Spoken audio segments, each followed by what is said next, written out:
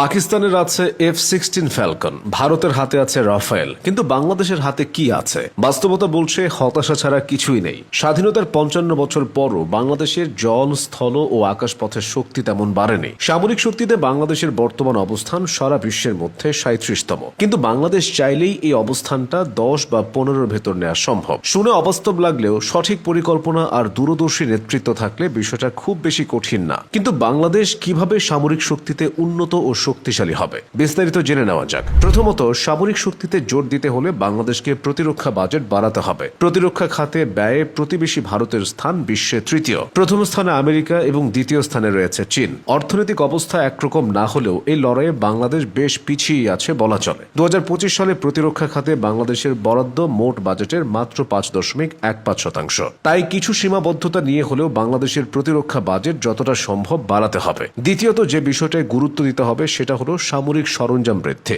বিশেষ করে আকাশ প্রতিরক্ষা ব্যবস্থা উন্নত করতে হবে। বাংলাদেশ বিমান বাহিনীর বহরে এখন ২১২টি বিমান আছে, যেখানে যুদ্ধ রয়েছে ৪৪টি। এর মধ্যে চীনের নির্মিত F-7 বিমান আছে ৩৬টি। এই মডেলগুলো বেশ পুরনো। এছাড়া সোভিয়েত ইউনিয়ন আমলে তৈরি ৮টি MiG-29ও বর্তমান যুগের জন্য অতটা কার্যকরী নয়। ভারতের মতো ফ্রান্সের রাফাল বিমান কেনা সম্ভব না হলেও বাংলাদেশের জন্য বিকল্প হতে পারে চীনের বাজার। আধুনিক বিমান তৈরিতে চীনারা তাদের দক্ষতা দেখিয়েছে। এছাড়া তুরস্কের তৈরি অত্যাধুনিক ড্রোন কেনার মাধ্যমেও শক্তিশালী হতে পারে দেশের আকাশ প্রতিরক্ষা ব্যবস্থা। বিমান বাহিনীর পাশাপাশি দেশের নৌ ও সেনাবাহিনীকেও আধুনিক সরঞ্জাম সরবরাহ করতে হবে। বর্তমানে বাংলাদেশ নৌবাহিনীর কাছে সাবমেরিন রয়েছে মাত্র ২টি। এছাড়া নৌযান রয়েছে মোট ১১৭টি। এর মধ্যে ৭টি ফ্রিগেট বা রণতরী, যার সংখ্যায় খুবই অপ্রতুল। সাবমেরিন ও আধুনিক জাহাজ বৃদ্ধি করতে পারলে জলভাগেও বাংলাদেশের আধিপত্য বাড়বে। এদিকে বাংলাদেশ সেনাবাহিনী বেশ দক্ষ ও সাহসী হলেও তাদের আধুনিক সামরিক সরঞ্জামের ঘাটতি আছে। বর্তমানে বাংলাদেশ সেনাবাহিনীর কাছে ৩২০টি ট্যাঙ্ক আছে। এর মধ্যে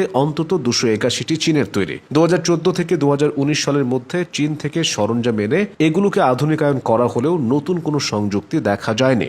যত দ্রুত সম্ভব এদিকে নজর দিতে হবে। সমর শক্তিতে বাংলাদেশকে উন্নত করতে হলে আরও একটা দিকে বেশ ভালোভাবেই জোর দিতে হবে। সেটা হলো নিজেদের অভ্যন্তরে সামরিক সরঞ্জামের উৎপাদন বাড়ানো। পরাশক্তিধর দেশগুলোও সেটাই করে। তারা সামরিক সরঞ্জাম আমদানির পাশাপাশি নিজেদের দেশে উৎপাদন করে চাহিদা অনুযায়ী যোগান দেয়। ১৯৬৭ সালে চীনের সহায়তায় ঢাকার অদূরে গাজীপুরে একটি অর্ডিন্যান্স ফ্যাক্টরির নির্মাণ কাজ শুরু হয়েছিল।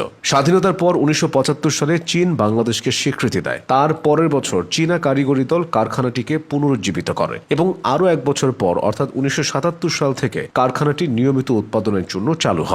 বর্তমানে এখানে বেশ সরঞ্জাম তৈরি হলেও এর কাঁচামাল ও যন্ত্রাংশ আসে চীন থেকে। এরকম ফ্যাক্টরির সংখ্যা আরও বৃদ্ধি করতে পারলে দেশের সামরিক